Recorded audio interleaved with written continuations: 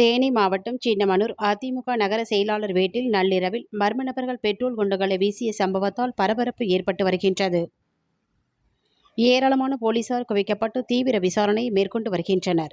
தேனி மாவட்டம் சின்னமனூர் அதிமுக நகர செயலாளர் பிச்சைக்கனி இவரது வீடு மற்றும் அலுவலகம் குமுளி செல்லும் தேசிய நெடுஞ்சாலையில் நகரின் மைய பகுதியில் அமைந்துள்ளது. இவரது வீட்டு வாட்ச்மேனாக மாரிமுத்து என்பவர் பணிபுரிந்து வருகின்றார்.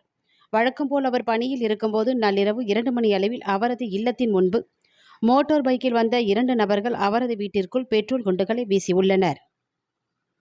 சத்தம் கேட்டு பார்த்த வாட்ச்மேன் மாரிமுத்து தீ பற்றி எரிவதை பார்த்து அதிர்ச்சி அடைந்துள்ளார்.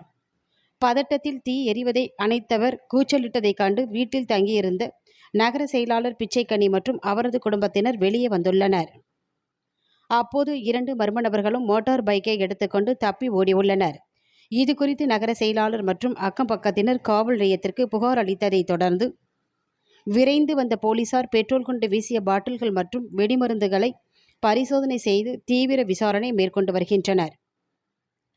அதிமுக நகர செயலாளர் வீட்டில் பெட்ரோல் குண்டு வீசிய சம்பவம் அதிர்ச்சி. அதிமுக கட்சி நிர்வாகிகள் ஏராளமானோர் அவரது வீட்டின் முன்பு குவிந்து வருகின்றனர். மேலும் தடயவியல் துறையினரை வரவழைத்து போலீசார் தீவிர விசாரணை மேற்கொண்டு குற்றவாளிகளை தேடி வருகின்றனர். அதிமுக நகர செயலாளர் வீட்டில் பெட்ரோல் குண்டு வீசிய சம்பவத்தால் அப்பகுதியில் பெரும் பரபரப்பு ஏற்பட்டு வருகின்றது.